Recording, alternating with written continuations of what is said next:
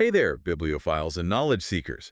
Ready to dive into a new deep dive with us? Absolutely. Today we're tackling speed reading. Yeah, you know that intimidating pile of books you've been meaning to get to. We're going to give you the tools to conquer it way faster than you thought possible. Seriously, get ready to unlock a superpower you didn't even know you had. And the best part is, anyone can learn this. You don't need to be some kind of genius. Right, it's not about photographic memory or anything like that. Exactly. We're going to bust some myths today and show you how speed reading is a skill anyone can master. It's like giving your brain a serious upgrade, right? Yeah, totally. Now, I think a lot of people hear speed reading and just think it's skimming, like racing to the end of a book without really getting anything out of it. Right, right. But that's not what we're talking about, is it? No, not at all. Real speed reading is about working smarter, not just faster. It's about training your brain to process information more efficiently. So you're actually reading faster and you understanding more? Okay, so let's break this down. What's the first obstacle we need to overcome on our path to speed reading mastery? Well, this might surprise you, but one of the biggest things holding us back is that voice we all have in our heads. You know, the one that reads along with you. Oh, you mean like I'm reading out loud but silently? Yes. I do that all the time. It's called subvocalization. It's totally natural, a big part of how we learn to read. Okay. But here's the thing, your brain can actually process information way faster visually than it can auditorily. Really? Yeah. Uh, So when you subvocalize, you're essentially slowing your brain down to the speed of your inner voice. so it's like we're putting the brakes on our own reading speed without even realizing it. Exactly. But the good news is we can retrain our brains to ditch this habit and process information visually. That's where the real speed gains happen. Okay, that makes a lot of sense. So how do we actually quiet that inner voice? Tell it to take a break while we power through our reading list. Yeah. One of the best techniques is called chunking. It's all about training your eyes to take in larger chunks of text at once. Instead of word by word, you learn to recognize and process groups of words as a single unit. So instead of reading like the quick brown fox jumps over the lazy dog, one word at a time, I would try to absorb it in phrases like the quick brown fox jumps over, pause, the lazy dog. You got it. Think of it like upgrading your brain's bandwidth. Okay. By processing information in chunks, you're eliminating those tiny pauses between words and letting your brain absorb information much more smoothly and rapidly. So it's like switching from dial-up to broadband for your reading. I Exactly. can already see how that would make a difference. But how do we actually train our brains to do that? It seems like a tough habit to break. It definitely takes practice. But there are some simple exercises you can start using in your reading routine. For example, you could try using your finger or a pen as a guide, moving it across the page at like a slightly faster pace than you're used to. This kind of forces your eyes to keep up and encourages them to take in larger chunks of text. That's a great tip. It's like giving your eyes a little workout, pushing them to work those speed reading muscles. Are there any other exercises that can help with chunking? Absolutely. Another good one is to practice reading phrases or sentences in a single glance. You Wow. can start with shorter units of text and gradually work your way up to longer ones. This will help your eyes get better at recognizing patterns and grouping words together. So we're working on silencing that inner voice and really embracing the power of chunking. Yeah. What other speed reading secrets are we uncovering today? All I'm right. ready for more. Let's talk about something you use every day but might not think about much in terms of reading Okay. your peripheral vision. Oh, interesting. Yeah, we tend to think of reading as this very focused, straight ahead activity. Right. But your peripheral vision can actually be a huge help in boosting your speed. Wait, really? Yeah. I thought peripheral vision was mostly for like, Like noticing a car coming up beside you or something? yeah, exactly. Like, how does that help me read faster? So it's all about maximizing how much your eyes are taking in at once. Okay. Right now, you're probably reading by focusing on a small area at a time, Yeah. moving your eyes like word to word, very linear. Yeah, that sounds familiar.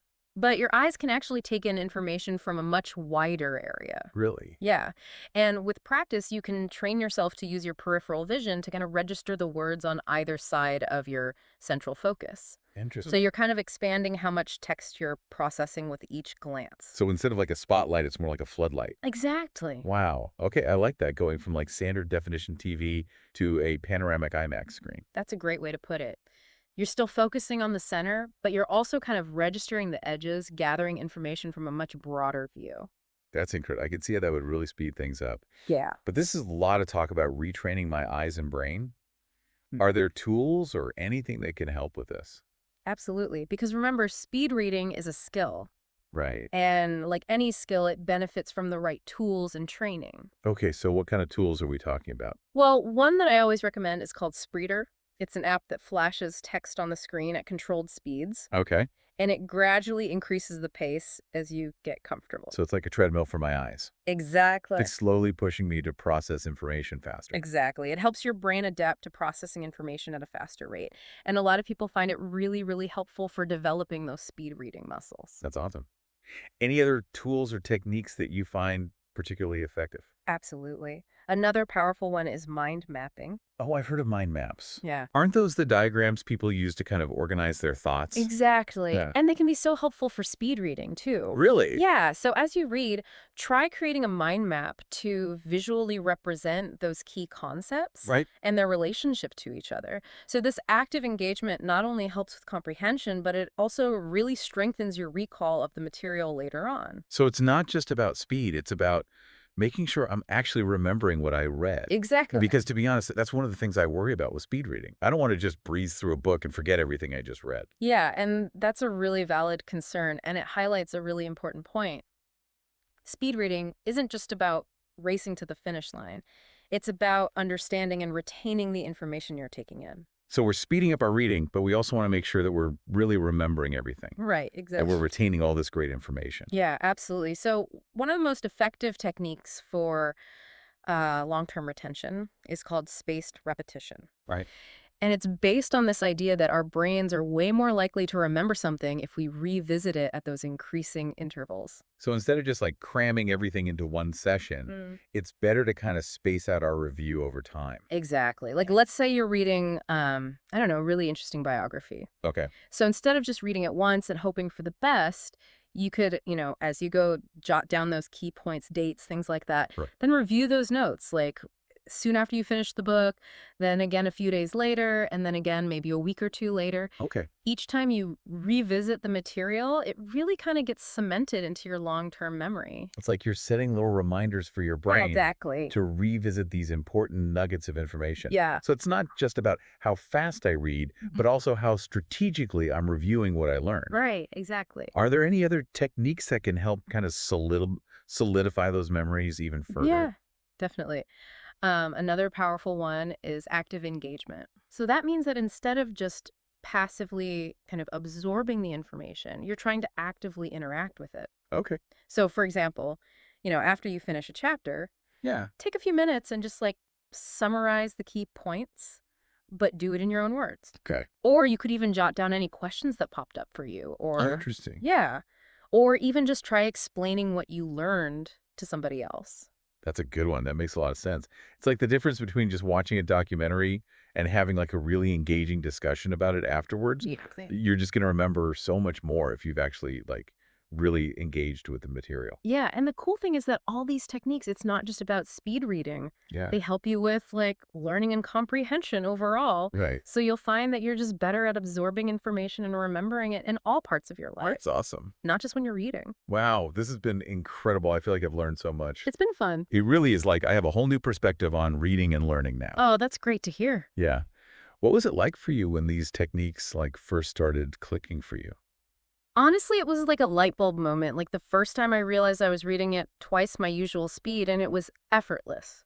It felt like, yeah, like a superpower or something. Yeah. But beyond just the speed, it was really the depth of understanding Right. and how much easier it was to remember everything. That's amazing. It's so inspiring. I'm excited to really put these techniques into practice. Yeah. Any final words of wisdom for our listeners out there who are ready to kind of embark on their own speed reading journey? Just remember, like with any skill, it takes time.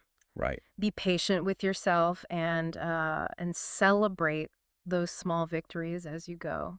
Love that. And don't be afraid to just experiment, with all these different techniques and find what works best for you. Absolutely. Yeah, because in the end, the ability to like learn things effectively and efficiently, Yeah, that's a gift. it is. It opens so many doors, It really does. new opportunities, new ideas. Imagine all the possibilities if you could Like, absorb information at twice the speed you do now, even 3 times. Yeah, I know, right?